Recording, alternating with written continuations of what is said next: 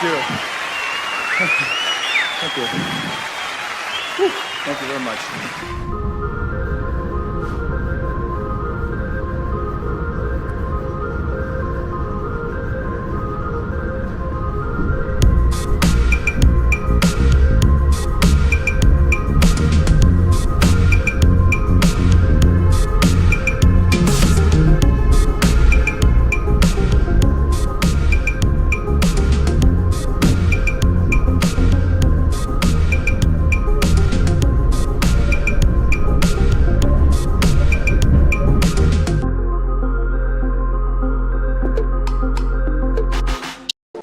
Thank you. Thank you. Thank you. Thank you. Thank you. Thank you. Thank you. Thank you. Thank you. Thank you. Thanks. Oh, thank you. Magazines, you've read it in the newspapers. In fact, perhaps you've even seen the owner's picture. Ralph Williams, the owner of Bayshore Chrysler Plymouth, 345 El Camino Real in the city of San Bruno. You notice the big bald-headed son of a bitch? The man that came to San Francisco to offer them more for the dollar they spend. The man that came to San Francisco to rape each and every citizen in the whole San Francisco Bay Area. You don't believe it? Listen to me. I don't lie. Take a fucking car like this. A 1966 Ford, a Country Squire 9-passenger station wagon. Don't worry about the equipment. Imagine all the fun you can have in the back. And while you're doing it, imagine all the money that bald-headed prick Ralph Williams is going to be making on the car he's trying to fuck you out of. Yes, the man that'll take every dime out of the San Francisco Bay Area and spend it on prostitutes, booze, and, of course, crap tables in the city of Las Vegas. I'm sure you've heard about it. So remember this. If you'd like to get fucked and hooked real hard before you buy a car, come down here. Let Ralph Williams do it. Why not? Why not somebody else? Remember our address is 345 El Camino Real in the city of San Bruno. But if you come from Marin County, East Bay Area, or San Jose, your money spends just as well as anybody else's. And when this bald-headed son of a bitch gets a hold of you, you will spend money. Talking about payments, 5 years payments of $100 a month. You can't get even. So shop before you buy. Bayshore Chrysler Plymouth. So, a creature for my amusement. Prepare for battle. Well, it's nighttime, don't you know? There's a place you need to go. Grab your gal and grab your bow, 'cause it's time for the secret show. If you're feeling sad and low, and you're running out of dough, make it quick, don't take it slow, and head for the secret show.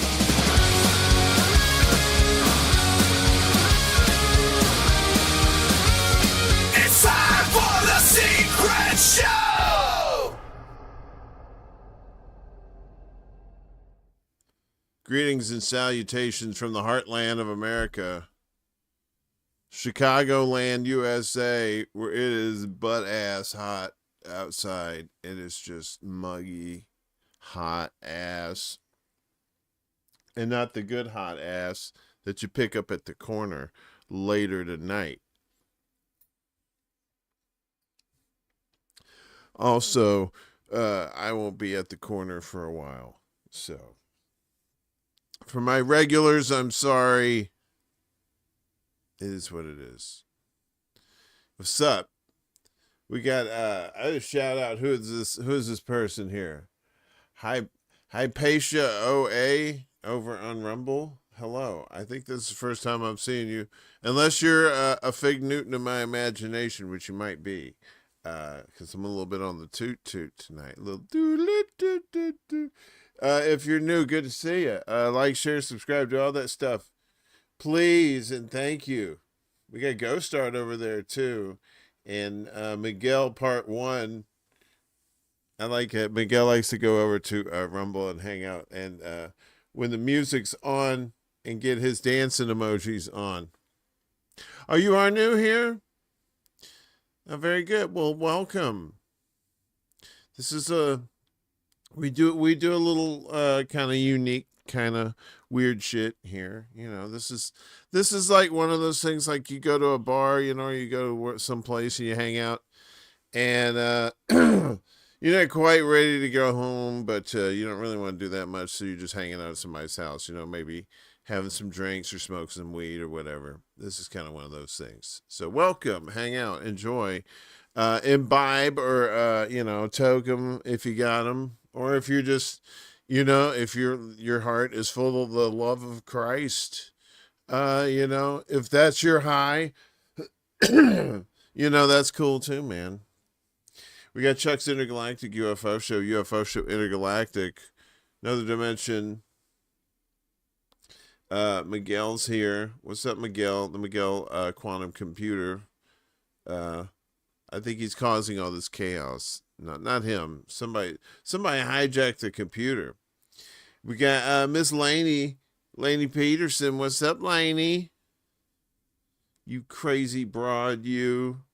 Steve G. Good to see you. We got Rick in the house too. Rick, I think you're causing all this heat up here in Chicago. Man, it is. It's like it's hot, and the wind's blowing too, which is weird. So it's just like blowing all this hot wind. It's crazy. Zell, what's up? Good to see you, Zell. We got Miss Kate, Kameshwari Kate. What's up there? You are you heating things up there north of the border there? Lainey, I had a song for you, and I can't remember the song, but if I remember it later, I'll sing it. Because I like to do little songs for people. What's up, Wesley? Good to see you, my brother, man. Somebody's taking down the chickens. The Chicken City is like, I think they found out that I was stealing their material. Cowboy kitty, sweet baby kitty. Oh, you're in Cincinnati there, Hypatia? Is it Hypatia? Did I say that right? I want to make sure I get names right. You like weird? Okay, you're in the good spot then. You've been chilling outside for a couple hours. It's beautiful. Okay, good. That's weird. Chicago, man. It's like, ooh, I don't know. Might be getting some weather. Might be getting some of that weather. Willie, you sweet jungle fever. I don't know what I said that for. Come on, quit it. Quit it. It's all for you, Damien. Willie says, he says, the biggest threat to humanity today is the unholy trinity of Benjamin Netanyahu, Log Cabin, Lindsey Graham, and Christian Zionism. Willie, I believe you are what the kids call spot on there. So, and thank you for the 10 spot. That's always sweet. I appreciate you. Okay. Back to the bottom here. Like I said, I'm a little verklempt. Hypatia of Alexandria. Very good. All right, well, Hypatia. I think you'll be our 190th subscriber on Rumble if you choose to do so. It is totally up to you. You know, there's no fees, no hidden fees, but you get love. Well, thank you. That is awesome. Well, you're in for a show. I don't know if it's a good show or if it's a bad show, but it's a show. I promise you that. In the name of NATAS, or what have you. It's not lost on me that the United States attacked Iran. We pretty much knew that was kind of going to happen. Because, that's what, that's what Trumpy does. He didn't start any wars in the first go around. So he said the second time, he said, we're going to start some shit, y'all. So, sure enough, if you had Trump on your bingo card for starting a war with Iran, I ain't going. I don't think none of y'all should go either. Tell them young ones if they're thinking about joining the military. Ask them what they're fighting for. You know? Peace stuff, did I shout you out? If I didn't, I'm sorry. I think I got everybody tonight. Think so. Yeah. All right. Well, we've got some stuff for you. You know, I love me some Star Trek stuff. I don't know if I'm a full on like communist kind of person, right? I don't think we should have like any like one system to replace another, right? So, you know, we're supposedly have a capitalist system, which really it's not. It's like a crony capitalist system. And to replace it with a pure communist system, I don't know. You're talking about 360 million people. What works in 2025, you know, especially in a very segregated population, whereas they're segregated by economy, you know, rich, poor, not really much of a middle class anymore. It is, Rick. It's balls hot. It is balls hot. And if you don't know what balls hot is, that is just like scalding hot, right? Rick, I think we're getting what you're getting, Rick, because it's not really, I don't know, it's so windy. You can't really call it humid, right? But it feels like you're standing next to the vent of your clothes dryer. You know what I mean? And that's an old message. That was way back. Okay. All right. So it's glowing orbs hot. It really is. It's crotch pot cooking. What was that from? Good morning, Vietnam. It's so hot. If you're down south, in like Mississippi, like South Mississippi, New Orleans area, that's where it's really soupy. It's pretty hot right now. Very swamp. Yeah, it is. Bang. Swamp acid. And Cincinnati, you're on the lake, right? You are on the lake. I mean, one of the Great Lakes there, and you get that lake heat, that humidity. The same thing down south. You get it off the Gulf. Captain Peon. Yep, man. He knows. He's down there. He's in the dirty South, Mississippi, man. Mississippi's the dirty South. He was considering a move to NOLA, but I don't think I could handle that. I mean, during the summer, yeah. I mean, now spring and fall are actually kind of nice. They're not bad, but boy, once it creeps up to like July, August, September, well, June too. Now, I guess you get about 4 months of hot ass. Yeah, it's oppressive. A dingo, my baby. Hi, fam, to you too. What's up? Good to see you, man. We're just getting started here. We're just getting settled in. It always is getting later and later. We start these shows. This is just, yep, get on in here. Cincinnati is southernmost Ohio. Okay. Cleveland is the one that's on the lake. So my bad. Cincinnati's more towards Kentucky, right? Yeah. 80 degrees, half past midnight for Steve G. Yeah, Gulf is mixed with blown up rocket chemicals now. This rain is going to make the Toxic Avenger, yeah. Yeah, you're on the Ohio River. You down there with the Mothman. You bet that you know about the Mothman down there? The Mothman back in the 60s. 1960s. Armageddon is coming. I'm going to grab some popcorn. Might as well. Grab some of your favorites. That looks so little. I'll tilt this down a little bit. Sorry. Okay. This is my friend. I ain't got a name for him yet. I don't know his name yet. He won't tell me. As soon as he tells me, I'll tell you guys. Anyway, I took a long time. That was some stoner shit. So we're bringing it back. I'm sorry. I'm giving up. the AI overlords are going to they're taking over everything. So they've taken over Star Trek, and now they're showing us Star Trek.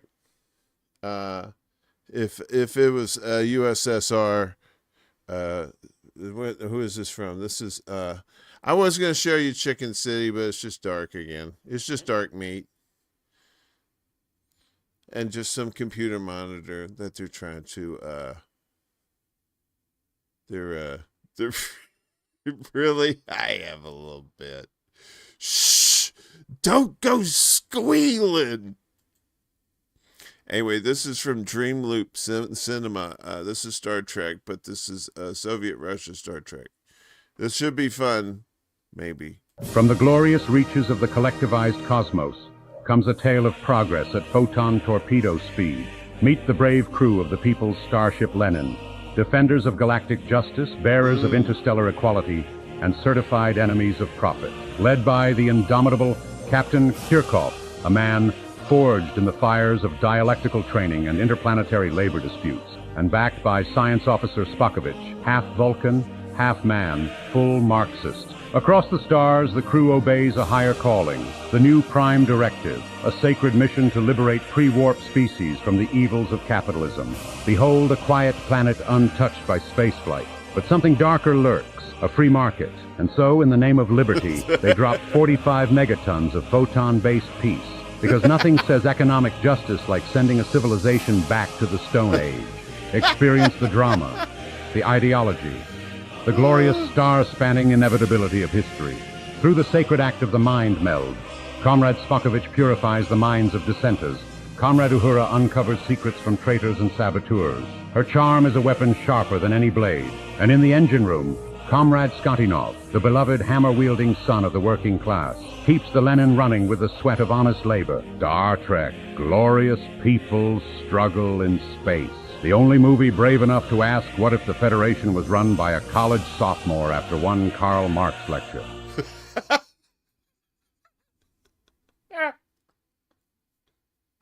Oh, but that's some bad shit, right? Wait a minute. Spokovich. Yo, Spokovich. What's up, Kiwi Corner? Kiwi. Sweet Star Trek dream. Star Trek. Look at you acting like Dad. I know, Wesley, right? Isn't that great? Communism is about building, not destroying. Yeah, that's right, man. You got replicate. Once you get replicators working, where you can just make practically any shit you want out of whatever, that's it.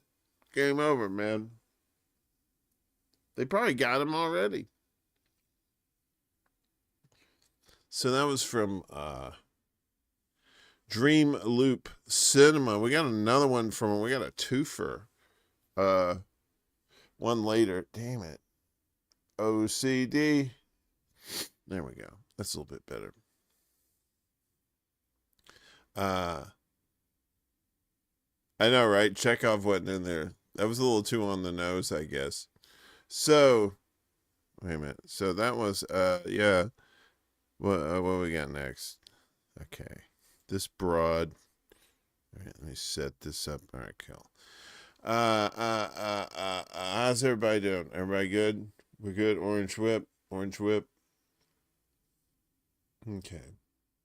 Again, just so you know, next Saturday, this show will be the last show on, to go live on, Rockfin. We're going to stop, going live on Rockfin because they're making everything premium. They won't let us do free shows anymore for people. And that's all I do. I don't want people to be a premium member. That's weird, you know.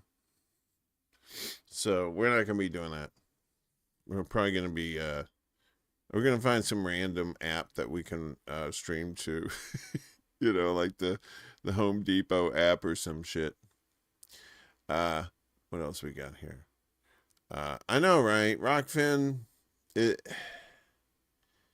really is too much. And when you're a creator in there and you know, people there's very nice people on there, and they tip you these rock fins, these Ray tokens, and it's a whole thing, man. You gotta convert that shit into dollar tokens before you can even put that in your bank account, and you gotta get this Ethereum so you can make I don't know. I was thinking about Odyssey. I was thinking about doing Odyssey. Kieran, U.S. has its Palantir president, UK Klingon Stormer. I know, right?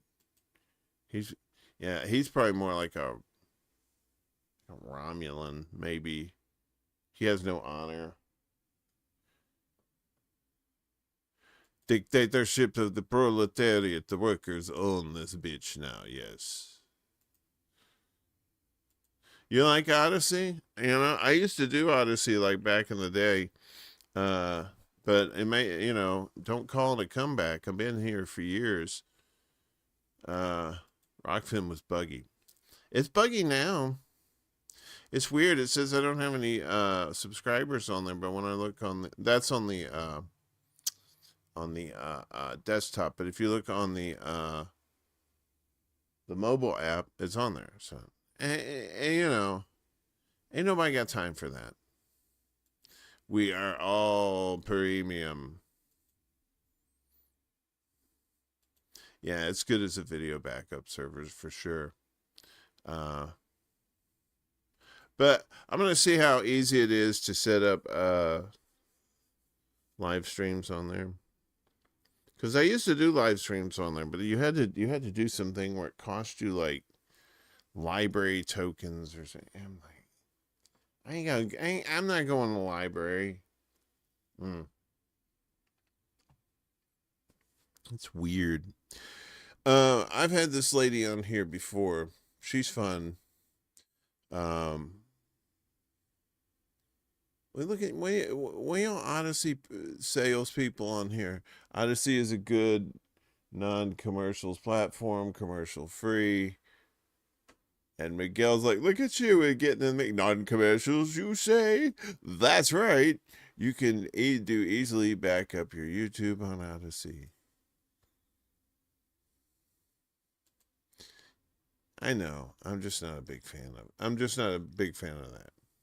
But yeah, I'm looking into Odyssey and seeing if Odyssey's it. All right, I'm stonering out. I'm not doing a service. It's gonna be like a 5-hour show. It's gonna be like one of those fucking political matrix shows, man. We go like 5 hours. That's not even stone. So Ellie Cordova, she does like all these fun little cutesy videos that I like, and she's like a little sweet pea. And she's got one. This one is file types hanging out. Let's see if this works. This is her. So file types hanging out. Let's watch. Hey, Doc. Hey. Have you heard the good news about PDFism? Receive format everlasting. It only takes a click. Converting docs to PDF again. Yeah, it's tough, though. Docs tend to fear commitment. Want to catch the next email out of here? Ooh, I'll come with you. I really need to uncompress. Oh, no. Well, if it is an old Porty D hanging out with Lossy, Bossy, and Little Bundle of Secrets. What do you want, PNG? Well, to be transparent, I was on my way to a poster design, but what's this I hear about a vacation? Oh, a few of us are heading to an exotic new downloads folder. Wanna come? Absolutely, and we gotta get the high-res AV guys in on this too. Nah, I gotta bounce. How about you, GIF? Or is it GIF? Oh, thank you for asking. Nobody ever asked me that.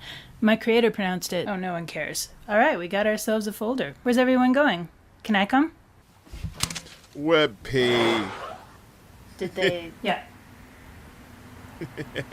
Old cookies. Trash. WebP. If you know, you know. If you're the graphics biz, you see WebP, you're like,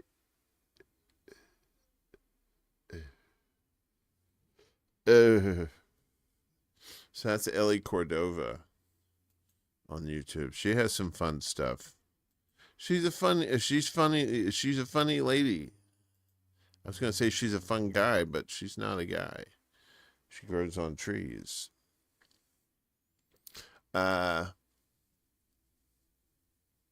What's going on here in the chat? Oh yeah, we got a if you're on over here on YouTube, we got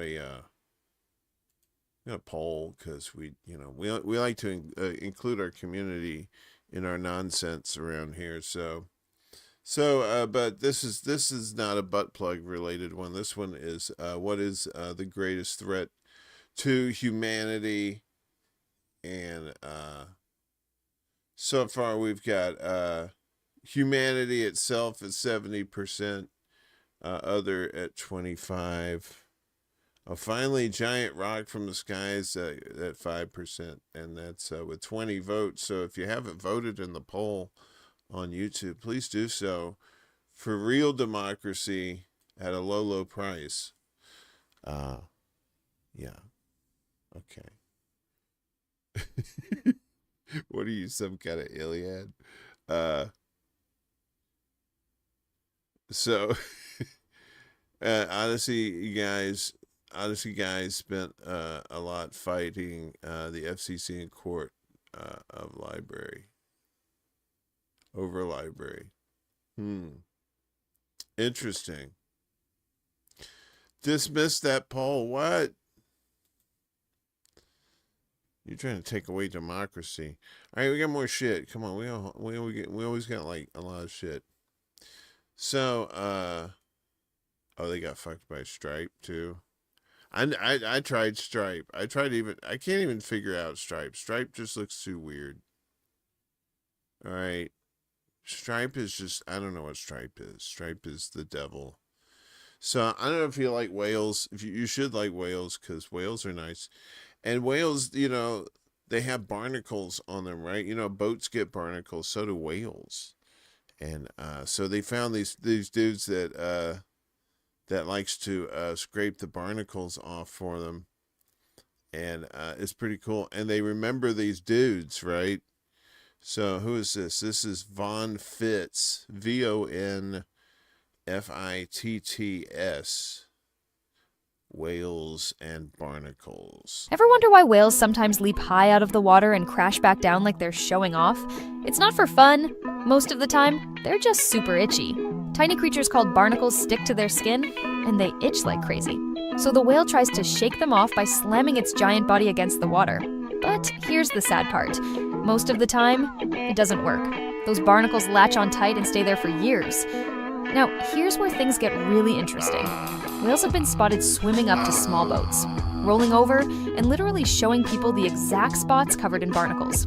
Fishermen and tourists have reported whales staying completely still, patiently letting humans scrape the parasites off. This kind of trust isn't random. Whales are highly intelligent and social animals. They've learned, by watching, that humans can do what they can't, use tools, and help them out. And once a whale figures that out, it seems to remember. Some even come back for help again and again. It's wild to think about. A creature the size of a school bus asking for... Yeah, so basically it's like a whale massage parlor, with a happy ending. You give a little dage at the end there, a little free willy. The thing, the free willy. Oh yeah, I forgot we do shit like that. There we go. I always forget. I always want to do a rim shot on one of the other shows. I'm like, damn it, I don't have it here. But yeah, that's pretty cool, man. You just go out there and scrub those dudes, and they're just like, oh, fuck. Oh, that is so good. You have no idea how good that is. Right? It is Free Willy. It is Sperm Spa. Yeah. It's what is it? It's Moby Dick. He needs to get paid back in a big way. I mean, not in a good way. So yeah, they're like whales are like the elephants of the sea, man. If you're cool with them, they remember you, man. But if you like go after them and shit, if you're like a whaler or something, that Moby Dick story, I think that's based on a true story about this guy going after this whale, and the whale said, "Fuck you too."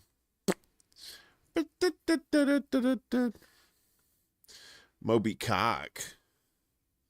You dirty, naughty little cinnamon biscuits.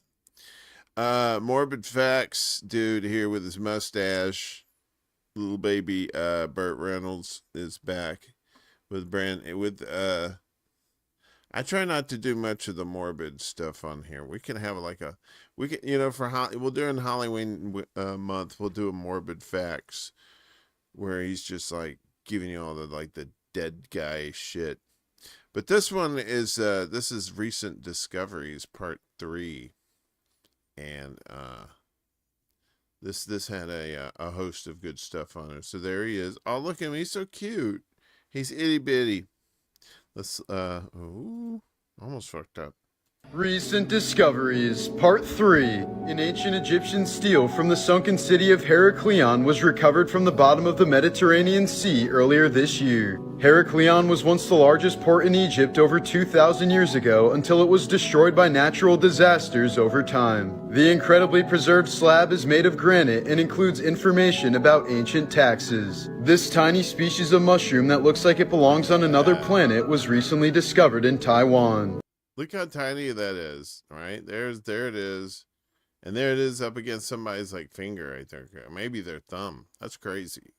No one has tried consuming one yet, but the internet thinks it will allow you to see God. For decades, it was believed that the first humans arrived in North America around 13,000 years ago. But fossilized footprints recently found in New Mexico provide evidence that humans were actually here much earlier. Scientists found 60 footprints that are between 21,000 and 23,000 years old, indicating that humans occupied southern parts of the continent some 10,000 years earlier than archaeologists and historians previously thought.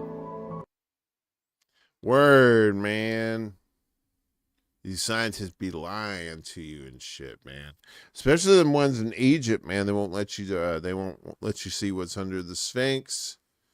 You know, they're trying to tell you, oh, there ain't nothing under the pyramids. These were burial temples. Bullshit. These motherfuckers. Dudley Do-Right is really full of interesting trivia. Oh yeah? It might be. What's going on, y'all? Why are you looking at me funny? They might. Well, no, they got human. Look, you could see it.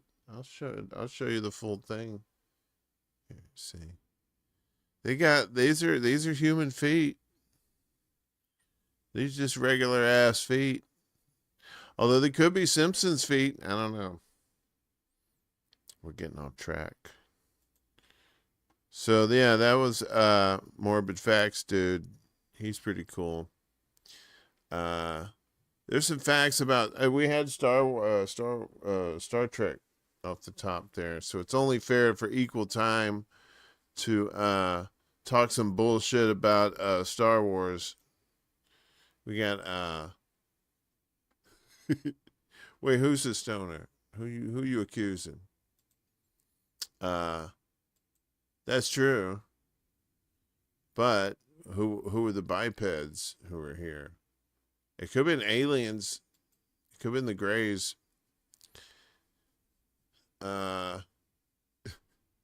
This crew probably does, Hypatia. So just be patient and don't take the brown ones. So this is Cinema Shorts. This one's fairly quick, I think. Yeah, I think it's less than a minute. So I think you'll enjoy it. I feel like the guy at the video store is just like, all right, here's this next one. This one's all right. You'll probably like this one. Just mail them to you. We'll see how that works. So Cinema Shorts, Star Wars facts. Here's for you nerds. Did you know for Star Wars The Empire Strikes Back, Carrie Fisher relates that during some of the London filming, she stayed at a house rented from Eric Idle. Idle and the Pythons were filming Monty Python's Life of Brian at the time. One evening, Idle had a small party, including Harrison Ford and the Rolling Stones, and served a potent liquor, which the Pythons had been distributing to extras on their movie to help boost morale, that he referred to as Tunisian table cleaner. They stayed up most of the night drinking and having fun. The first scenes shot the next day were the arrival at Cloud City, which she says helps explain why she and Ford were so happy in those scenes. Idol is said to be pleased that he had a small hand in how the finished movie turned out. 2. Billy D. Williams said that whenever he picked up his daughter from elementary school, children would start arguments with him. They accused him of betraying Han Solo. 3. Carrie Fisher traveled to the filming location of Finse, Norway, even though she was not scheduled to take part in any outdoor scene. That's pretty cool. So she showed up anyway. Yeah. So Eric Idle. So they hung out with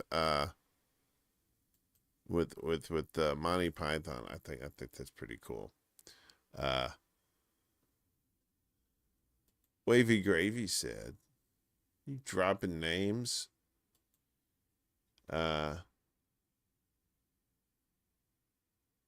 You got some great homies that mailed you some shit. Was it Chewie looked like our English teacher? Was it the other way? Could have been. Who was he? Wait, that's not Chewie. That's scary. That's scary Chewie. I used to have the gargle. Anyway, how's everybody doing? Y'all cool? You're like, what's wrong with this cat? Why are you acting stoned? Well, I'm not acting stoned. I am stoned. I'm a little slow. But I get knocked down, but I get up again. Oh, you're never gonna keep me down. Pissing the night away. That's my favorite part of that song. You can legally buy golden teacher spores and buy pre-made grow bags and just watch a YouTube video. It is not too hard. That's what Wavy said. Don't eat the brown one, man. Don't take the brown acid, man. All right, so I like this guy. He always has good little rock trivia. Tim David Kelly from Kicking Harold, some band. I don't know what it is. So you know that song by is it Buffalo Springfield? I think it's Buffalo Springfield. It's For What It's Worth. You know, there's something happening here. You gotta stop. Hey, watch that sound. So there's some debate on whether that is actually an anti-war song. So Mr. Kelly here is going to fill us in on how that works. What's we going to set up here? So let's listen. This is an anti-war song, right? Stop, children, what's that sound? Everybody look what's going down. Nope. Most people think that the Buffalo Springfield song For What It's Worth is about hippies protesting Vietnam. But it was actually about all the hell that broke loose on the Sunset Strip when LA decided that the clubs there, like the Whiskey, needed to close at 10 because they were too loud. West Hollywood residents that lived above the Sunset Strip were being bothered by all the hippies walking up and down, partying and having a good time. Hey, I used to do that in the 90s in the hair metal years. But this story happened almost 20 years before I was flying up and down the Sunset Strip in my leather pants and my leather jacket with my band name painted on the back. We're playing Gazzarri's on Saturday with South Gang. But I digress. Guess who was the house band at the Whiskey A Go-Go when the hippie riots happened? What a field day for the heat. Stephen Stills, who wrote a song about it, the Sunset Strip curfew riots were in November 1966. Isn't that crazy? So it's not about the war, it's about... So when you're playing that, if you're making videos about anti-war and you add that song in there, you're not being honest.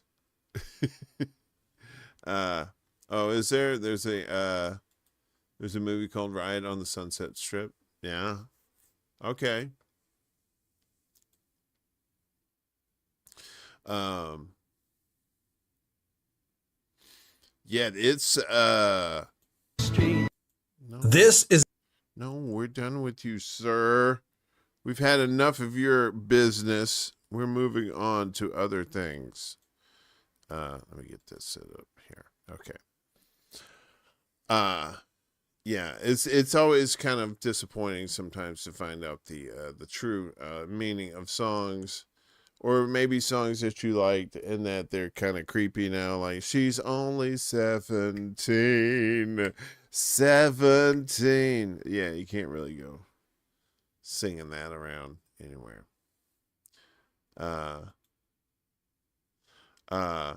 It's a movie, but more of a documentary of what was going down. People need to watch or read about Altamont. The Rolling Stones and the Hells Angels met up, and it was not pretty. It was not pretty. What else we got here? We got more stuff. So that was says Tim David Kelly. This next one's from Cool Animations. What dating in 2025 be like? I don't know how the youngsters do it today.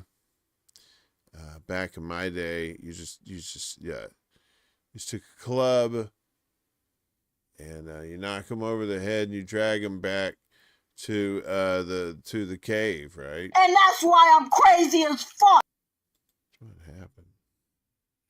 You saw the Ultimate movie. Now that was the day the music died. Yeah. Hippies try to peace and love with the Hells Angels, and they weren't having it. So I don't know. For some of y'all younger people, maybe this is what y'all be going through with the dating scene here in America. Just let me know if this is for true or not. So, like I said, this is Cool Animations 2, Electric Boogaloo. Hi, it's really nice to meet you. Nice to meet you too. How tall are you? How tall am I? Yeah. How much do you weigh? Well, how much money do you have? What's your body count? Well, what's your credit score? What's your student loan debt? Well, do you pay all the bills? Do you cook and clean? How big is it? How wide is it? Well, how many Instagram models do you follow on Instagram? What's your Snapchat score? How's your relationship with your mom? How's your relationship with your dad? You know what? I don't have to put up with this. This is supposed to be a first date. I don't need to be interrogated. You interrogated me asking how tall am I? I didn't start this. You started this. You literally said, how tall am I? And you're obviously lying on your profile about how tall you are. That's why I asked the question to begin with. I'm 6 foot. You're obviously 5'8". Do you want to get a tape measure? I will. Well, bye. Bye. God. Is that how it is? Do they ask you how tall you are? Do they ask you your credit score? I think so. CBC voter. I don't think I shouted you out. What's up? Good to see you. The dad question was the final straw. I know, right? Everything else. How wide is it? That was like, oh my God, dude. Are you talking about how wide is her labia? Her lower lady lips. Good stuff. Wait a minute. I get my kicks above the waistline, sunshine. That's right. Anyway, I couldn't do it. God love you if you're out there dating, if you're on those apps and stuff like that, and you're trying to find true love. You know, some people do. You know, I knew people back in the early '90s, late '80s. They were doing the online bulletin board stuff. You know, they didn't even have pictures of themselves. I don't think it was just all text and trust. It's crazy. Murray Head, that's right. Get tired you talking to a tourist whose every move's among the purest. You know, Murray Head is the brother of Anthony Stewart Head. who played Giles on Buffy the Vampire Slayer. So that's if Buffy thinks of Giles as a father figure, then he's Uncle Murray. Uncle Murray. Oh boy, did you do your homework? I hate all of you. Yeah. So, I love that song, man. That especially the beginning of One Night in Bangkok. That that sounds like nights of 1,000 Arabian Nights or some shit like that.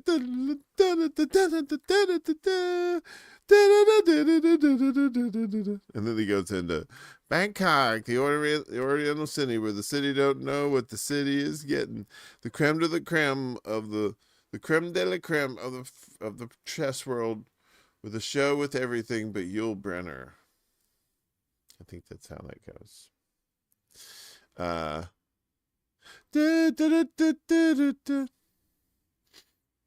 I'm telling you, I'm gonna threaten we're gonna have like some sort of like 80s rock night. We'll have to do it on Rumble or someplace where we can get away with it without getting a copyright ding. YouTube, it'll last like 5 minutes and then I'll get pulled. Bangkoks.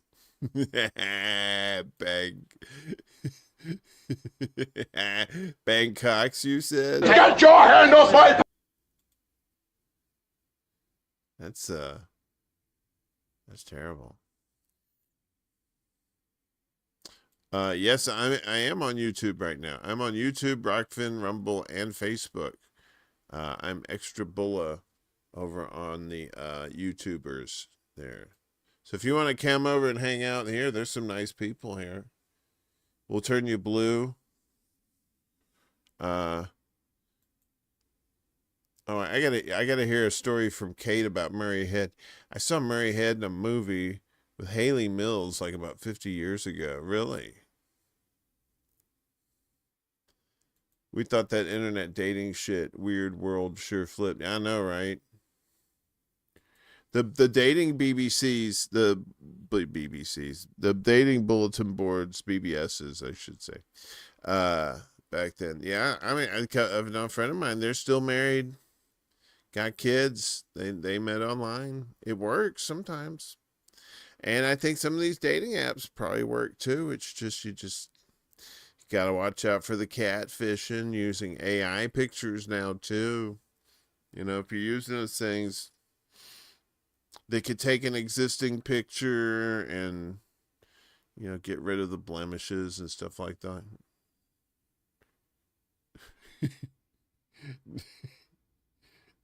No, it's probably Dingo's over there too. Dingo's on Rumble. There's people there. Okay, we're getting distracted again. I'm getting distracted.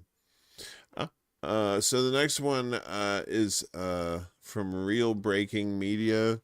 And I like this story. This is from Bryan Cranston from Breaking Bad. He's talking about the blue crystal that they make on that they made on Breaking Bad, right? It's candy. And Jenny Lynn, hello.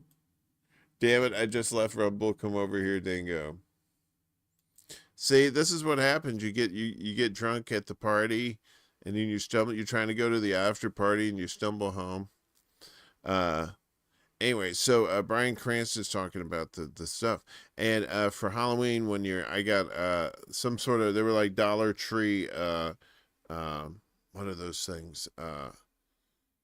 The York peppermint patties, right? But they were in blue wrappers that looked just like it. So I was giving out candy, and I was telling the cops I was giving out meth. And they didn't seem to like that too much. Jenny Lynn, are you somebody else from Rumble, or did you stumble here by accident, thinking this was a public restroom? Because that happens a lot. Hang on a second. Just make sure you don't flush any paper towels down the toilet. Okay, thank you. Oh, okay. Okay, hey, patient. Well, we got you over here now. You double dipping. You can take our shitty little poll, too. I always forget it at the end of the night because I'm always so stoned and tired. So anyway, back to Bryan Cranston. So he's talking about it and how it's candy, right? So he's gonna tell us more about like the candy. TV methamphetamine, the way we made it with a little blue tint, is actually rock candy, and the flavor was cotton candy, rock candy. I never tasted it until one night. We were working, it was probably the 16th or 17th hour. We're working in our dungeon downstairs, our lab down there. And Gus Fring is making sure we're working. And I see Aaron Paul reach into our product, our handful of our product, and starts throwing the methamphetamine in his mouth. I go, what are you doing? You can't eat the product. He goes, I'm getting so tired. I'm eating it. It's like, you're really getting a high off this? It's like, well, it's sugar. And he goes, you've tasted it? I go, no, I haven't tasted it. He goes, oh, you should taste it. I go, no, I don't think so. He goes, and I guess I was still in character because Walter White wouldn't ever. Right. He goes, no, I'm not doing that. And he goes, you gotta have one. Yo, have one, is what he would say. And so, all right, to shut you up. And I tasted one. It was like, that's pretty good. Tasty meth. If you can get kids to eat it, oh boy, what a market you open there. Why, little Junior really loves this candy, and you can't get him to go to sleep ever again. Timbuktu in the house. What's up? What is the shelf life of cannabis? I found some old stash. I mean, ain't got any mold on it. Rock and roll, man. It should be all right. Do you have it like in a bag or something? Where'd you have it in? What did you just laying out on Earth? That's right, baby. That's right. Try to find out. Hell's yeah. That's the wonder of cannabis. Is it good? Is it not? It was a little sip. Oh yeah, you should be fine. It's probably a little dry though. If it's dry, just take like a little Q-tip or something, and just dab a little bit of water in there. Maybe put it in there for maybe like a couple hours. Let it moisten up a little bit. Right? Oh, 2 years. No, you're fine. That's fine. Yeah, it does. It depends on the storage method. I still have some 2017 that's still smokable because it's been in the dark in sealed glass. Hey, man. Fucking Wesley with that fancy shit. You get the fancy music. Look at you. I like to put mine in a Bavarian storage chamber several thousand feet below the earth. I'm just fucking with you, Wes. But no, he ain't wrong. He definitely ain't wrong. So who was that shit? Where was that from? So that was Real Breaking Media on YouTube. So last week we were showing you lightning bolts that were just like, whoa, fuck you too. Crazy ass shits, right? So apparently there's a tree that says, well, I don't really give a shit about your fucking lightning, right? So this is scientists discovered a tree using lightning to kill its enemies. This is probably one of the most badass trees you're ever going to see. Check this out. Scientists just discovered a tree that can harness the power of lightning to destroy its enemies. The Groot-Thor team-up we never knew we needed. Lightning kills millions of trees per year, usually targeting the tallest trees in an area. That is, with one strange exception. Tonka bean trees, which are routinely found to be older and taller than all of the other trees around them, somehow dodging the lightning strikes that took down the rainforest's other tall trees. To find out why, a team led by Evan Gora built a custom system of antennas capable of detecting the radio waves emitted as lightning strikes, hoping to triangulate which trees lightning typically targeted. Using this system, the team tracked lightning events in Panama's Barro, Colorado Nature Monument rainforest, and the results were kind of shocking.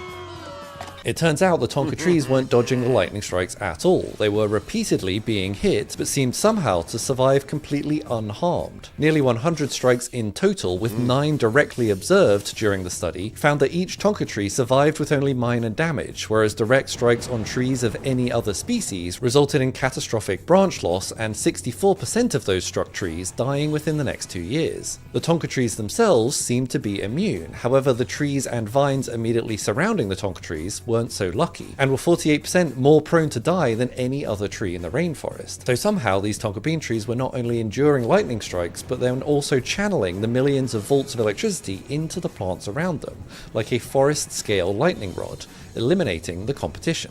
In one case where lightning struck a Tonka tree, researchers watched as it blasted the parasitic vines that were leeching off of it across the canopy and killed nearly a dozen neighboring trees, with the tree itself almost completely unharmed. But what is it exactly that makes the Tonka tree so effective at resisting Thor himself? It's believed this ability may come from a few factors, including the Tonka tree's dense low moisture wood, which makes it less internally conductive to electricity and less likely to blow apart from water being flash boiled inside the tree, but also its high levels of tannins and resins, which may further increase electrical resistance, making the path of least resistance for electricity along the vines climbing outside of the tree rather than within the tree itself. In some regions of South America, native peoples often attribute this immunity to spiritual or protective qualities, so who knows, maybe this is just Thor's favourite tree. I like this one. If you like science that sparks your imagination, follow for more. So yeah, that was Dr. Ben Miles, this gentleman right here. And yeah, that's a badass tree. You know, if I knew that tree and I was another tree, I wouldn't grow next to it. I'd be like, no. I'm gonna go over there, and the Tonka tree be like, come on, man. We're hanging out, man. Look, I got a little share. Nah, man, I know how you work. The tree is made of copper.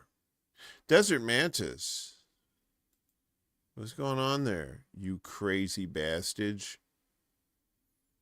The tree you planted 2 decades ago died. You were so heartbroken. I think some asshole ran into it with something. You loved your plum tree. I'm sorry. I wish I could go back in time and kick that guy's ass that fucked with your plum tree. I'd do it. Scientists just... No, we had enough of that. I'm a tall person. I always worry about getting outside when it's lightning like that. Even if I'm around like other taller objects and stuff like that, I'm always just kind of, I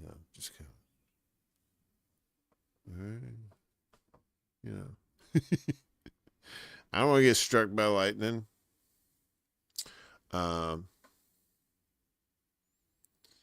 Look, you have a crew here. We all have weapons. So if you want us to go out and crack heads on somebody, we'll do it. I'm kidding. we're not a violent lot collectively, but individually though, that's another thing. Our next video here that we have, this is from Reese Bats. They had one last week, and this is the real reason the dodo went extinct. The dodo bird. They're trying to bring this bird back to life, right? And here's some facts I didn't know about this. Maybe you didn't either. Let's learn some shit. Dodos went extinct because they were dumb, right? Wrong. Let me tell you what actually happened. So like 4 million years ago, some ancient pigeons were flying over the Indian Ocean when they discover the island of Mauritius. This place was like a complete paradise, lots of food and no predators. hey man, this place is kind of nice. Let's just stay here. So they did, for 4 million years. But with all this free food, each generation of pigeon got bigger and bigger and bigger until they look like this. But now, because they're so fat, they can't fly anymore. And because there's no predators, just a bunch of tortoises, they literally forgot how to be scared. But it didn't matter. As long as they remained isolated on their island paradise, they'd be completely fine. And that's exactly when Europe showed up. And you know what they brought with them? A bunch of predators. Hello, new friend. Yeah, they got too used to the easy life. Hello, friend. So the dodo bird was actually some Walmart ass riding around in the scooter pigeons. And he's got, look, I don't know if you can see it, but he's got X's for eyes. Yeah, X's for eyes. It's adorable. Sorry. I love to see old school cartoons where somebody's dead. They got X's for eyes. Where are we at here? So that was Reese Batts, ReeceBatts. Yeah, it's dumber than a dodo. I mean, they flew to this island and they had it made for 4 million years. It was a good run. Until the fucking boat showed up with a whole bunch of fuckers. Maybe that's what happened to us here. The British fuck everything up. Oh yeah. So I don't know. Some of you people, we just had the summer solstice yesterday or last night. So happy summertime to you. We are officially in summer.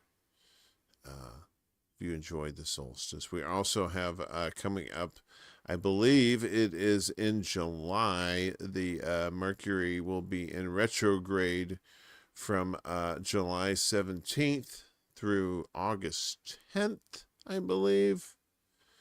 Maybe I got those days wrong. So I was like, what is this Mercury retrograde? Is it a car? And it's basically, what it is like Mercury, you see it go one way, and then it looks like it's going the other way. And you're like, well, wait, what? But it's actually an illusion. So this is from Philoscire, Philoscire. And what is the Mercury retrograde on July 17th? So let's check that out. Make sure I hit the right thing. What if a planet could appear to move backward in the sky? This phenomenon is called Mercury retrograde, but it's not magic. It's a matter of orbital perspective. On July 17th, Mercury will appear to move in reverse from Earth's point of view.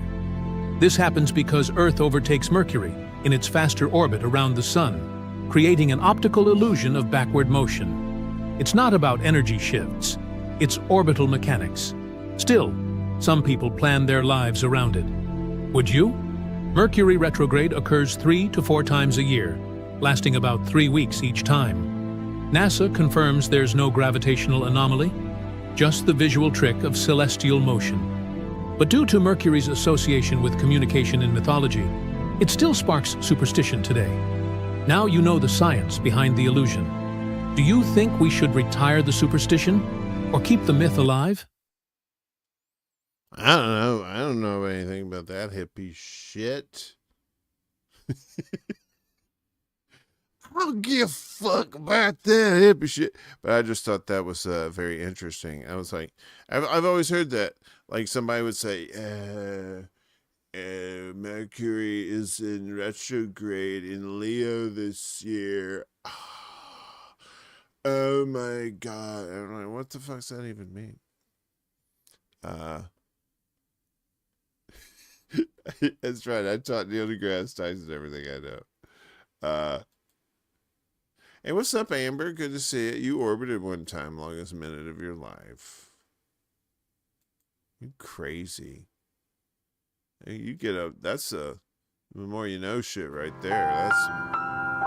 That's some shit right there. That's the more you motherfucking know, bitch.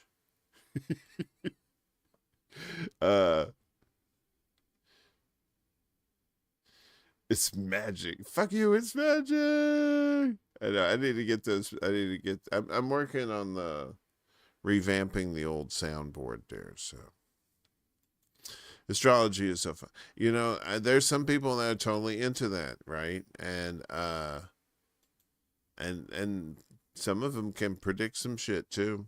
And I'm like, all right, you know, it's weird, you know, because we rotate around a star, and this whole thing is inside this giant Oort cloud thing that rotates around the center of a galaxy, and then the galaxy is with these other galaxies, and then they're being drawn and pulled into different directions.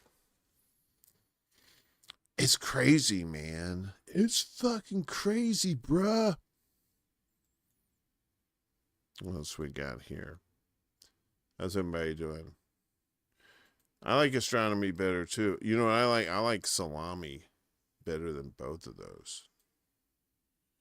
It predicted Trump getting poop. Yeah, I mean, astrology, some people like numerology. I think there's something about numerology for sure. I think mathematics is definitely the backbone of the universe somehow. That's like some sort of universal language that everybody can do in some form or fashion. But the way we're treating this planet and the people on it, should we really leave? Should we even be allowed to leave this planet? I always say, are you going to get a Star Trek future? Or are you going to get alien future where it's just, you know, the skies are just full of corporate ships, you know, flying back and forth? Who knows? More space stuff. This is Astro Alexandra. I like her. She's a sweetie pie. And she's talking about the Oort cloud, speaking of shit going around the galaxy there. You know, so we have our solar system, right? And then it goes out to you have the what is it, the Kuiper belt, right? And then from there, even beyond that, you have the Oort cloud, which is nothing but just rocks and ice and shit that can come down and kill us at any moment. Yeah, you like impending doom? Charlie, what's up? Good to see you. Hanging out down the street. Sorry. Anyway, so this is Astro Alexandra talking about the Oort cloud. Shit you may not know. You should probably know this stuff. It's on the test. I feel like most people have never even heard of the largest part of our solar system. Our solar system is completely surrounded by a giant sphere of rock and ice. Math is the language of the universe, and that's why I have no idea what the fuck is going on. Amber, $5. Thank you, sweetheart. I have no idea either. I think we're all a microcosm of an even bigger universe, where it's a microcosm of an even bigger universe. And so on and so on. This is the Oort cloud. Most of our solar system is on a pretty flat plane, and that's because before everything formed, there was a giant spinning cloud of dust and gas that collapsed, and the spinning flattened it, and everything, the planets and the moons, formed from that plane. Okay, for some perspective, it takes sunlight, traveling, of course, at the speed of light, about 4 hours to travel to the farthest planet in our solar system, Neptune. Remember that, 4 hours, okay?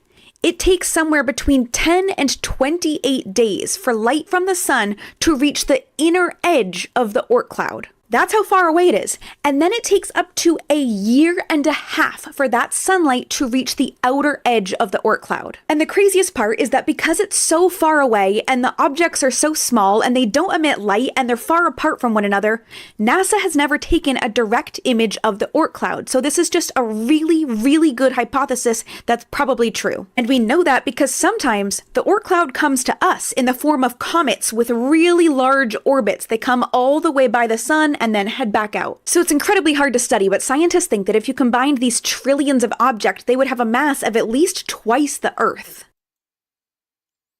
That's crazy, right?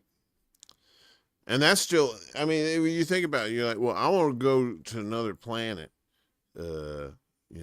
somewhere out there in space. Well, all right, Bubba. You got to get out the Oort cloud. It's going to take you about 10,000 years just to get out of the neighborhood. And then you're out in this out here. And then you got to go to probably through another Oort cloud kind of shit to get to another planet. It ain't easy. It ain't like hopping in the Buick and saying, come on, kids, we're taking the family truckster to Wally World. What happened? I'm probably going to get arrested for this one. Amber, you sweet thing, another $5.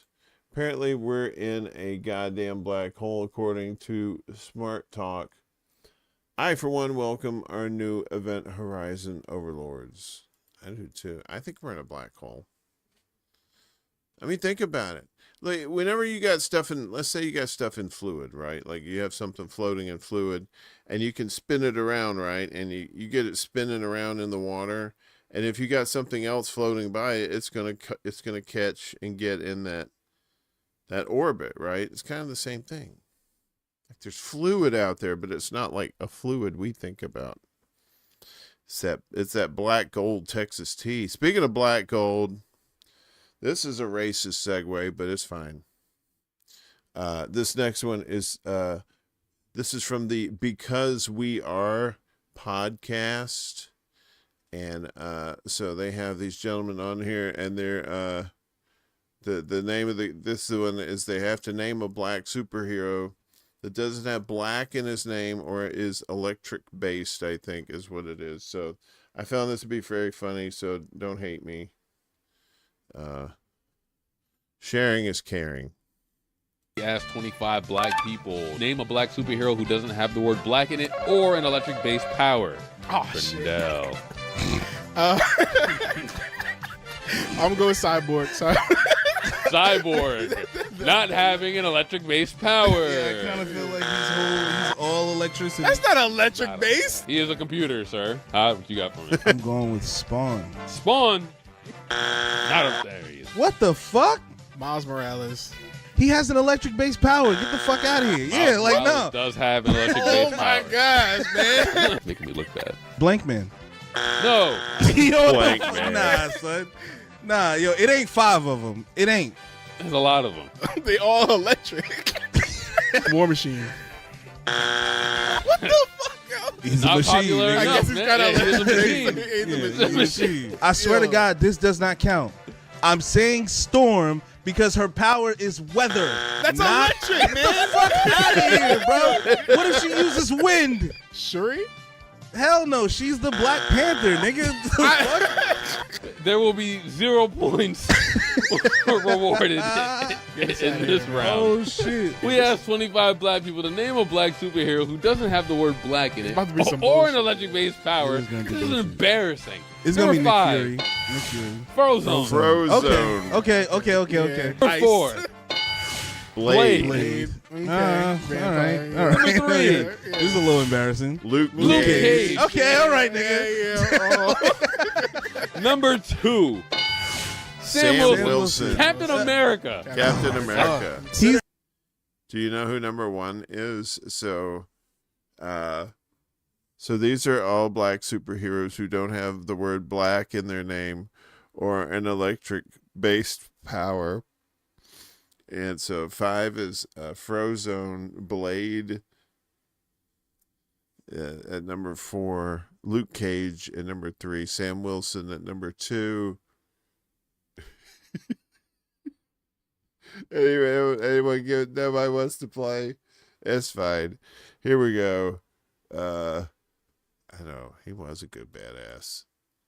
He was fun. He's actually in that new Deadpool movie too. So there we go, Rick. Winner, chicken dinner. Black in America. Nah, fuck that. Number 1, Green Lantern. Green Lantern. John Green Stewart. Lantern.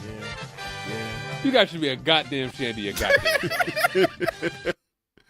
That was funny shit. Yeah, so that was who was that? Because We Are podcast on YouTube. So check them out. They're very funny. Good stuff. I don't know if you kids remember. Some of you may be too young to remember who Jerry Springer was. Jerry Springer was this talk show host out of Chicago, right? And I think at one point he was the mayor of Cincinnati. So there, Jenny, bringing it full circle. Wasn't yeah, I was gonna say, there you go. Yeah, he was the mayor of Cincinnati. Bingo, bango, bongo. Not Blackula. Blackula wasn't the mayor of Cincinnati. Come on. Who the fuck's up? Coming up in here with some Blackula. Yeah, so anyway, at the time you had shows like Donahue and Oprah who would they would involve the audience, and but they would be very civil about it most of the time, early on at least, where they would ask. And that was unheard of. You really didn't. You just had an interviewer and a guest, and that was it. You never had the audience asking questions. So this is a newish kind of thing. So Jerry Springer was doing this too, but he'd just bring on some critters, right? He'd bring on some what's the WKRP? You stupid Poppy.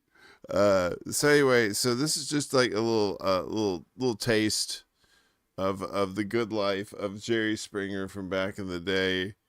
And so this is from what is this? The Fifth Emperor with 2 R's at the end. The best Jerry Springer moments. I don't know if these are all the best, but these are some good stuff. My question is for the knockoff Chief Keef over there. How you do your brother like that? How you do your brother like that? Hey, let me tell you something. Sit your beanhead ass. Can I have you turn around for a second? A man who gives true meaning to the word redneck. Can you get up and turn around? There's the real meaning of a dumb bitch. Got a question for the guy in red. Do you know when the next Scooby-Doo movie's coming out? Hey, this is for the whale on the end. You said you have 5 kids, but have any of them popped out yet? This is for the raccoon, the dolphin, and the gator. I was under the assumption that people get locked up for interspecies erotica. Looks like your mom had sex with the hippopotamus. I'm the one who took Alyssa's virginity, man. I'm the only one she's ever slept with, man. Not anymore. Oh, such violence. And then there's the beatings. So yeah, so you get, and he, and Jerry B over there with the card. Jerry B over there. All right. So tell me what it was like to have sex with your sister.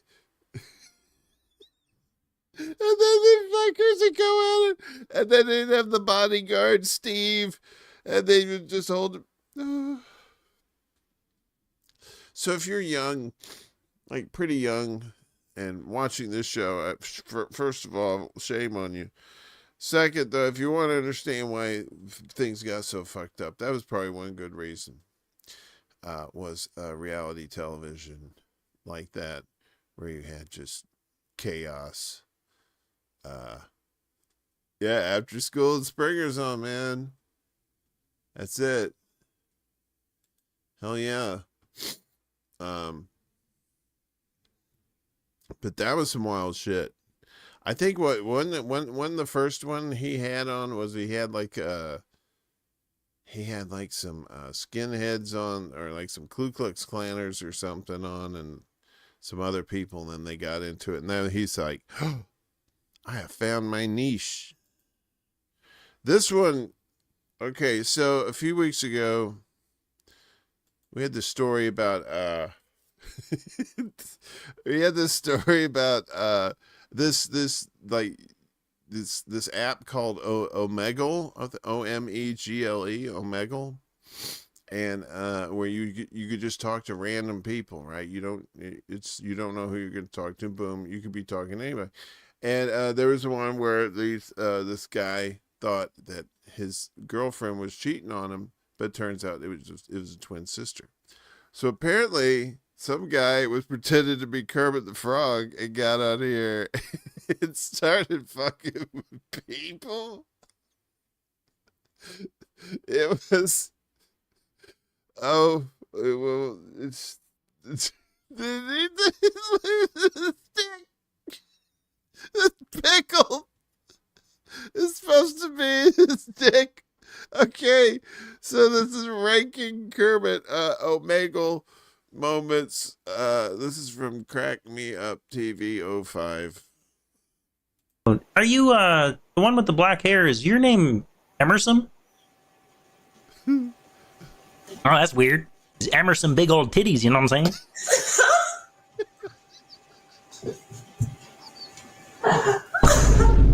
Oh. Have you seen this one? What the? There's Piggy. Are you from Mississippi? No. Oh. Because you're the only miss whose piss I want to sippy, you know what I'm saying? What the fuck? Oh, yeah. Kermit the Frog. Hi, it's Kermit the Frog. Damn, girl. You were a potato, you'd be a sweet potato, you know what I'm saying? Oh my gosh. Oh, yeah. Oh my gosh. I could fit a sweet potato up my ass. I don't do puppets. You don't do puppets? What about now?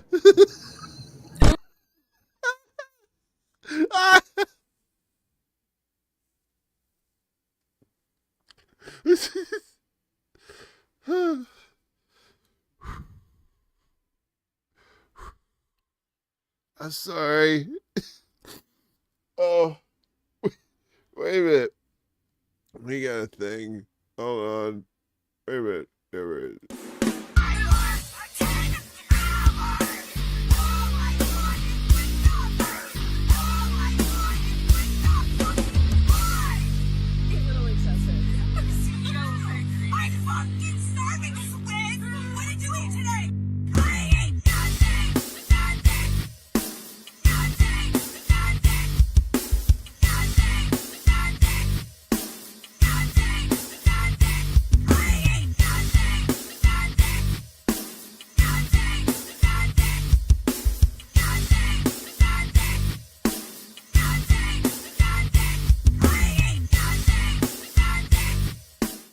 Okay, sorry about that. That was some gross shit. You're like, well, it wasn't that funny. It was funny to me. And when I started crying, that was it. Game over. Everybody all right? No, you didn't. No, you're fine. He said, Emerson big old titties. Emerson. I never heard that one. Okay. All right. That's enough of that silliness. All right. So, next item up for bids. When the price is right. Hopefully I'm not snotty. Sorry.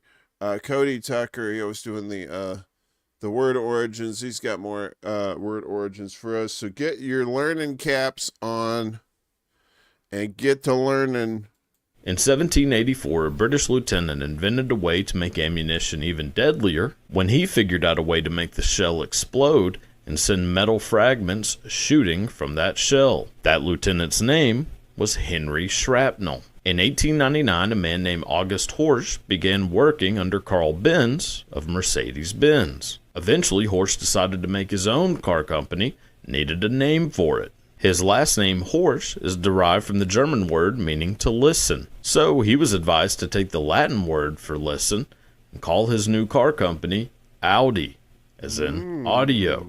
The Latin word grex or greg means group. This is why to gather as a group is to congregate, and to separate from the group is to segregate. It's also why doing or saying something so terrible that it has you ostracized from the group is said to be egregious. That's right. You egregious motherfuckers. Sorry. So it's Cody Banks. Yeah, he always has some really cool word origins. I find them to be quite entertaining and knowledgeable at the same time. So I hope you got your learn on as well. Yes, egregious pieces of shits. One thing you'll never hear, Keaton and Kermit. Oh man. Oh. You're terrible. Hi ho. I have Piggy tied up at here. Folks, AI is scary. We showed a little bit of AI before, and this is the real. You're probably seeing more and more of these now about these I'm not real videos. So I think you need to see see these. It's pretty crazy. So who is this? This is The Internet is Dead by Eat the Ethos. So check this out. This is all AI generated. I am a puppet for anyone who can afford me. How will you know who to trust? Boomers will believe anything I say. I will sell you everything. Every business will use me. Evil will abuse me. I can be whoever you want me to be. I am as real as you make me. I'm just words some guy is typing to get a point across. The old internet is dead. Oh! I am your new best friend.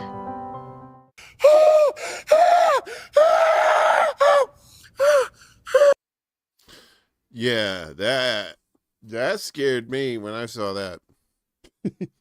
Because big people scare me. Anyway. AI's coming, y'all's here. Bella. What's up? We're not going to make it, are we? John Connor. I know, man. And that's not even the best. The best is coming.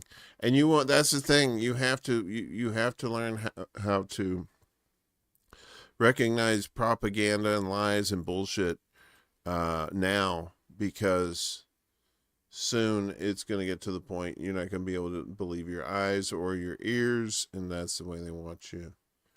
They want to control you that way, you know? We don't want you to be controlled. Y'all my peeps. I want y'all to control yourselves in a safe manner. Hopefully not with fireworks. But again, that's up to you. We're getting close to the end, folks. If you can believe that. So with the what's going on in LA, Misha Paulin, you know her, she's the producer over there at the Jimmy Dore Show, and she does quality comedy on her own, as I like to share out her stuff, her solo stuff. So this is her commercial for those Waymo cars that they were calling, or they would order a Waymo car and then light it on fire. Somebody would. Anyway, so this is her take on the Waymo, the Whammo. Let's watch. Funzy. Looking to get your rage on, blow off some steam, release some pent-up anger? Well, head on down to Whammo, Los Angeles' premier all-outdoor rage room in the heart of DTLA. Choose from our wide range of smash packages. Fight the LAPD, the Sheriff's Department, and the Highway Patrol. Fight the National Guard. Fight the feds. We got something for everyone.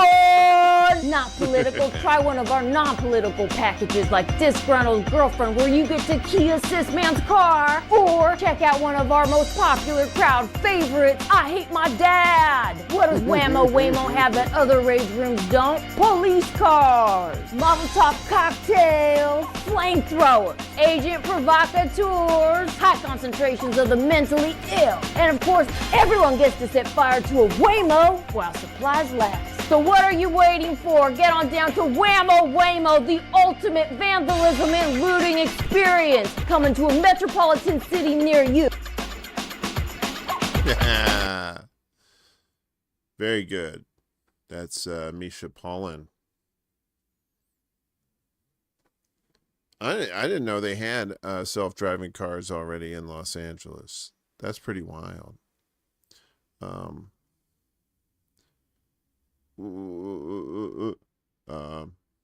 believe in humanity, we shall prevail. Let's see what our poll's doing here. Oh, it's not looking good for humanity.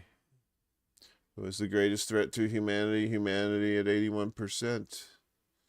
Other at 16. Giant rocks from the sky, 3%. Y'all think these extraterrestrials gonna be nice to you when they show up? Man, they're not gonna be fucking nice to you. Come on. Come on, man. They're gonna stick probes up your ass. You know, that's the, you know. I'm just your kind of. That's, you know. You don't want that. So at the top of the show, we showed you Star Trek, the original series, Russia style. Tonight we're close to the end here, and I figured it would probably be even better to show you Star Trek: The Next Generation, Russia style. And you're welcome in advance, I guess. From the ashes of bourgeois idealism rises a new dawn of interstellar unity. Welcome aboard the Engels Prize D, flagship of the Socialist Federation of Planets. Its mission, to bring liberation to the stars, whether they ask for it or not. The ship is commanded by the ever-composed Captain Picardov, a man whose boldness is rivaled only by his ideological purity. Commander Data, a marvel of synthetic engineering, programmed with the combined logic of Federation science and the teachings of Karl Marx. When confronted with the contradiction between rational inquiry and state-mandated ideology, he experienced a fatal error and burst into flames. The crew mourned and immediately accused him of harboring counter-revolutionary software. But the ship's true authority is Supreme Commissar Spokovich. His cold Vulcan logic proved perfectly suited for party politics and the art of systematic betrayal. His greatest triumph came during the Great Purge of 2137, when he personally condemned his former captain. The man who once saved his life was sentenced to re-education on Rura Penthi. Worf, the honorable warrior from House Proletariat, finds solace in the Federation's violent enforcement of economic justice. He advises photon torpedo strikes at the first sign of market competition. Dr. Crusherova treats illness the same way she treats dissent, with permanent sedation. Her son, Comrade Wesley, now long missing, was last seen questioning the efficiency of warp core safety protocols. The state's official report declared that he ascended to a higher plane of socialism. Councillor Troyevich was assigned as part of the Federation's DEI initiative. Her primary function is to provide visual morale to the male officers. Her uniform was custom designed by Comrade Riker. Riker was praised for his contributions to the socialist cause. Shortly before his imprisonment for hoarding forbidden instruments, no enemy was greater than Ferenginar, home of the galaxy's most unrepentant capitalists. Its markets were unregulated, its profits obscene. So the Federation rained down 45 megatons of economic justice upon them. The Grand Nagus lies buck-broken upon the floor of the throne room, as the fires of Marxist purification consume Ferenginar. The survivors now harvest potatoes on Sirius A. But even glorious victories have costs. Following the liberation of Ferenginar, the Engels Prize's warp core experienced a minor deviation. Chief Engineer Laforgev assured command that all readings were nominal. They were not. Officer Dyatlov, veteran of the Chernobyl station, confidently advised Captain Picardov, "Warp cores don't explode, Comrade Captain. It is physically impossible." Moments later, a containment breach triggered a catastrophic plasma release. The Engels Prize was lost. The crew perished as heroes of the revolution. Following the peaceful liberation of Ferenginar, a fearsome race known as the Borg arrived at the Federation's borders. But the Federation did not fear them. Quite the opposite. The Borg were welcomed with open arms. Many eagerly volunteered for assimilation, praising it as the final stage of ideological purity. Star Trek: The Soviet Generation. Coming soon to the People's Galactic Broadcasting Service. That's Vidanya. Engage. That is great stuff, right? That's fun stuff. Again, that was Dream Loop Cinema on YouTube. AI is scary, but you might as well enjoy the fun stuff, right? The funsies, that's what it's all about. If we ever get to Star Trek future. I don't think we will. I don't think we'll get there. Something's going to happen. I think Nibiru's going to come back and we're all going to be fucked. I threw Nibiru into the stew. All right, well, we have one more for you.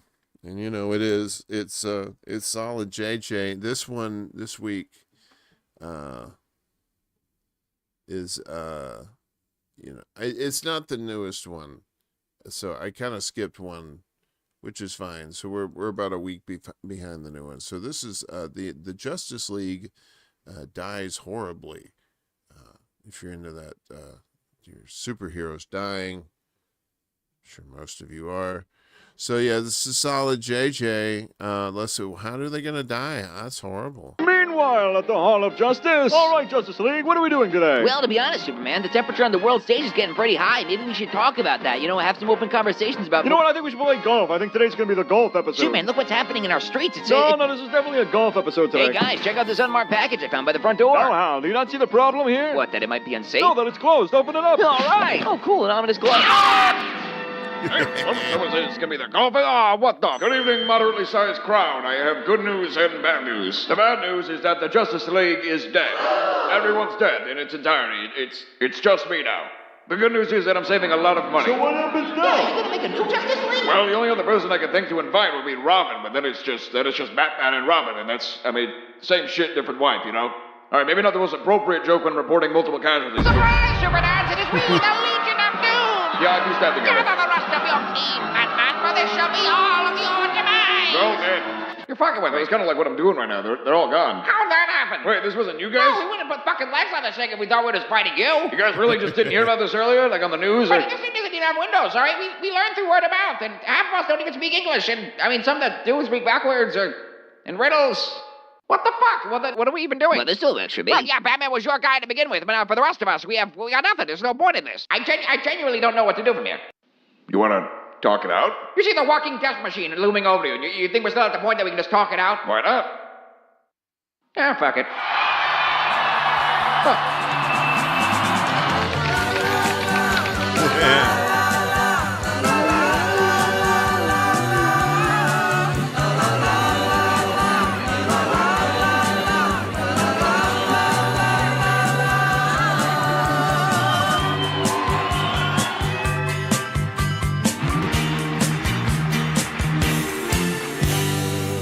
Batman with a beard.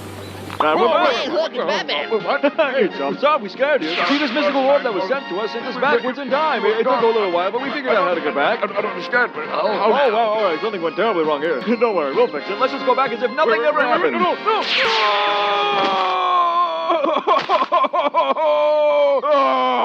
All right, let's play golf. This video is brought. Oh my goodness. So much death. So terrible.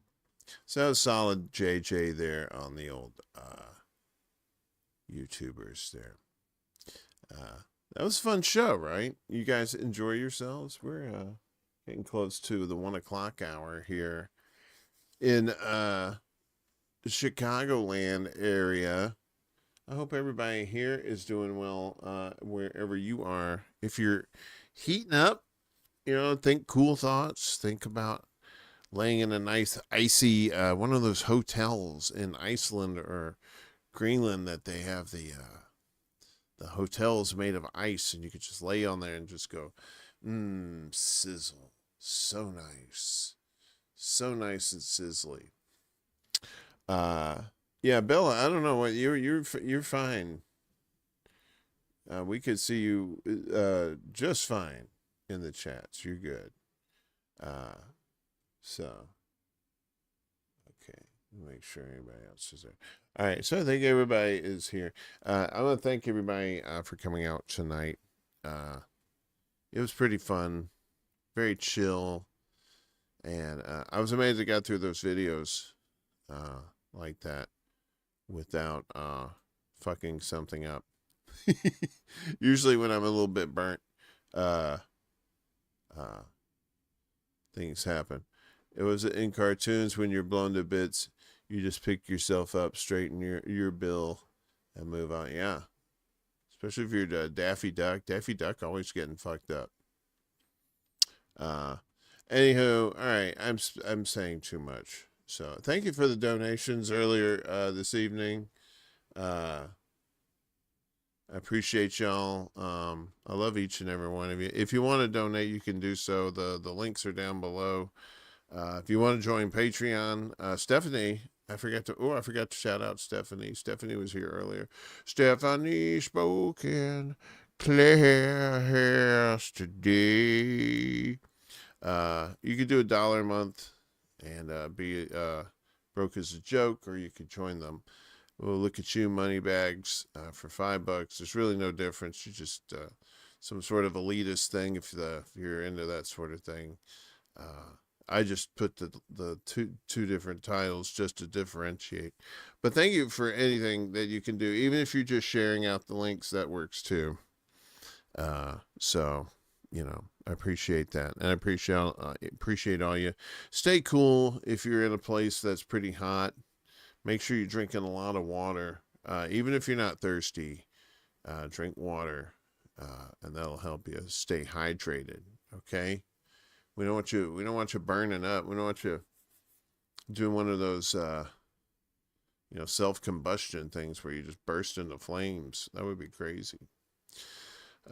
This show will be back next week. Same bat time, same bat channel at 11 p.m. Midnight Eastern, 9 p.m. Specific time. And then the next show I'll have will be on Tuesday for Morning Extra. And if you're watching Morning Extra, we appreciate you watching. The show's starting to pick up a little bit. We're starting to get close to our year anniversary on July 1st. So I don't know if we're going to do anything special or not that day, but it will be a Tuesday. And we will acknowledge it. So if you want to mail us some cake, I don't know how that works with the Food and Drug Administration, but we'll work something out. So anyway, that's going to be at 11 a.m. Eastern, 10 a.m. Central, 9 a.m. Mountain, and 8 a.m. Pacific time for Morning Extra. Get your news on. We have lots and lots of bad news to tell you.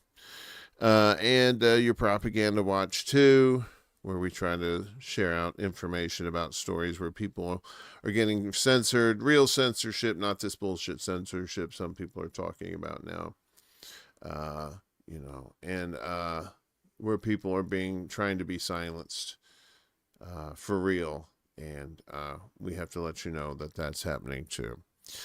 Have a wonderful evening. I will see you Tuesday. I think, who is it? I think Willie's got a show Monday. Political Matrix is on tomorrow. I mean, be sure you checking out our pals here. Down in the corner, out in the streets. Dun dun dun dun dun dun dun dun dun dun dun. Rick said he'll make cookies. 80 degrees in New Mexico. Stay cool. I know you will. Peace out. There can be only one.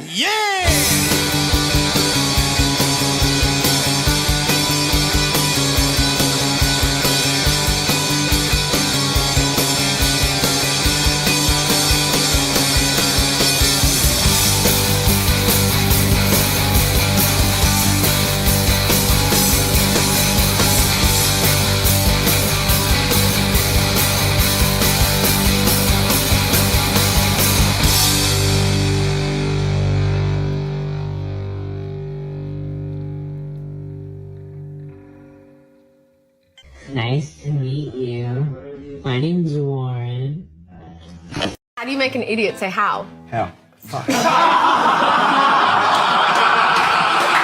How did the pirate get his lesbian sister laid? I don't know. He asked someone to scissor me sister! It's another name for coming inside a woman. What? You look worried. Just say the answer.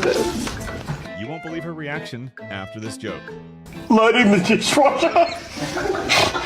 What's the scariest plant in the forest? What? Bamboo! Is that like racial because I'm Asian and...